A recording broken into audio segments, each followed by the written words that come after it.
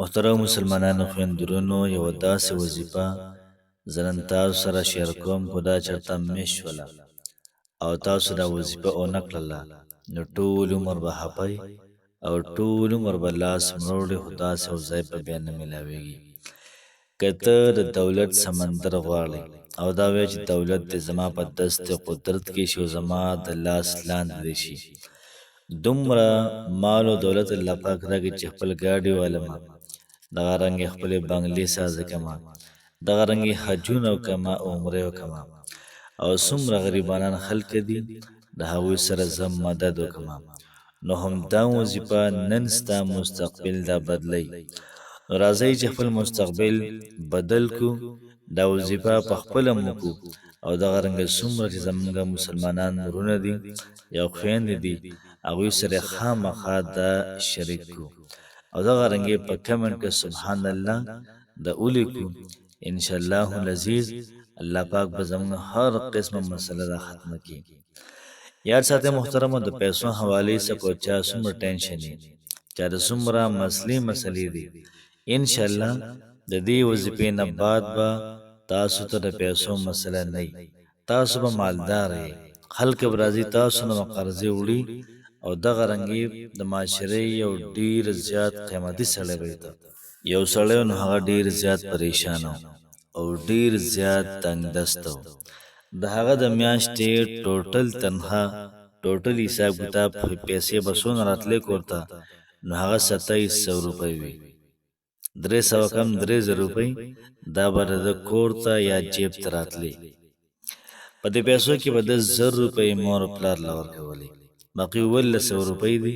په دې باندې ټول کور چلول دا محترمو د عقل نه خلاف خبرې دي. یو پیر کور کې خلکو سره مشوره وکړل چې یاره زه څه وکړم، ځکه چې د پیسو باندې خو کور نه چلیږي او دومره پیسې ماته په درس او تدریس کې راکړئ، مطلب په ټیوشن کې راکړئ. نو ټول ورته وایي چې یاره دا پرېږده. یو ملګری بل ځای کې و، هغه ملګري ورته وایي چې ته راشه زما چې کوم کاروبار دی دلته کښېنه، دا سنبالوه، دومره پیسې به درکړم چې تا به پکې پټ کړمه. نو د سوچ کوه چې خدای پاک اوس څه چلو کوم. بل طرف ته ما نه د قرآن او د حدیث درس پاتې کېږي او بل طرف ته ډېر پیسو آفر کوي. نو د دې سړي استاد ډېر زیات قابل سړی او د به سره د هرې خبره مشوره کوله. دی لاړه خپل استاد محترم ته وایي چې په درس او تدریس کې دومره پیسې میلاویږي، دومره پکې د مور پلار شوي او په دومره باندې کور نه چلیږي، زه به مجبوراً درس او تدریس پرېږدمه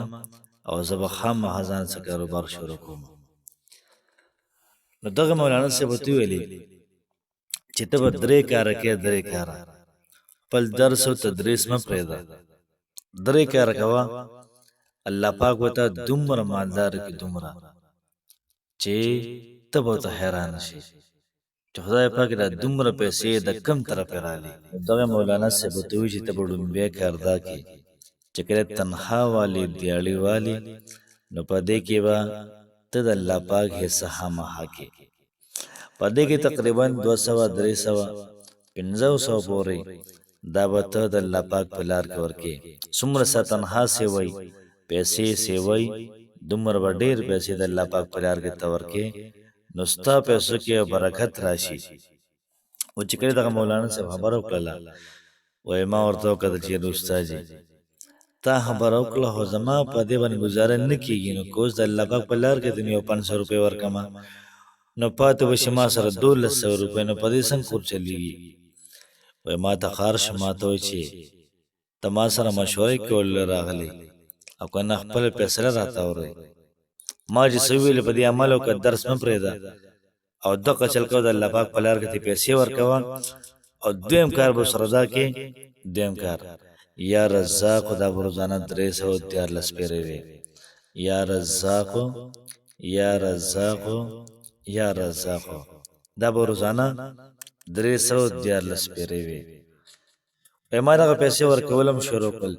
او دې هم ما یا رزاق ویلم شروع کړل. او بل راته دا ویلې چې ته به د چاش مونځ 2 رکعاته کې، د چاش مونځ ټایم کې به 2 رکعاته داسې کې چې په یو رکعت کې به د سورۃ مائده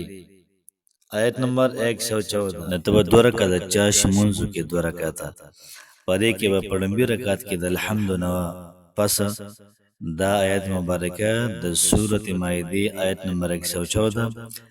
دا وت تلاوت کی آیت نمبر څنګه دی اللهم ربنا انزل علينا مائدة من السماء تكون لنا عيدا لأولنا وآخرنا وآية منك وارزقنا وأنت خير الرازقين دا آیات مبارکه دا به اولولی و پیرم ویلشی یویش پیرم ویلشی دغه رنګي په دویم رکعت کې با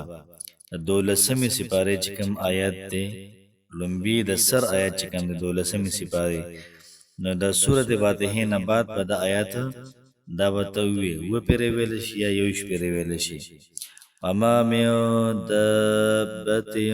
في الأرض إلا على الله رزقها ويعلم مستقرها ومستودعها كل في كتاب مبين دا آیت کریمه دا با و پیری بوی یا با یویش پیری بوی او دی ویلی اغینا بعد بس سلام وګرځي نو ستا به روزانه په توګه درې کار یو کار وته د میاشتې په شروع کې چې کله تنها والی هغې نه د الله پاک په لار کې پیسې وباسي یو کار وسیستا دویم کار وستا دا شي چې تبا روزانه یا رزاق 314 پیری وي دریم کار وستا دا شي دریم چې روزانه به 9 بجو ټایم کې یا 10 بجو ټایم کې 2 رکعات نفل کې چاش منځو پاگی کی پڑنبی رکعت کی د سورہ مائدی آیت نمبر 114 او په دویم رکعت کی وتا دولسم سپاری لنبی چکم آیت دے دا وتا تلاوت کی کرے تلاوت کو دغه رنگی دو رکعت پورا شو دغه نمبر به دعا کربا زما د رزق مسله حل کی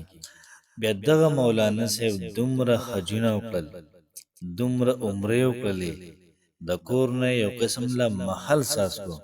او دغه رنګ خپل گاډي واغستل خپل نوکران دی سره اوس مغه ډیر زیات بهترین او اعلی ژوند د تیرې راځي چې دا وظیفه په خپل مو کو دغه رنګي مرګرو سره شیر کو الله پاک دې زموږ استادو مالی مشکلات د ختم کړي الله پاک دې موږ تاسو ټول د حلال ډیر زیات مال راکړي او الله پاک دې موږ تاسو ټول د حرامونو دا وساتي الله پاک دې زموږ استادو د زړونو حاجتونه پوره کړي او زموږ استادو مشکلات دې الله پاک حل کړي الله پاک مو خوشاله آباد ساته السلام علیکم ورحمت الله وبرکاته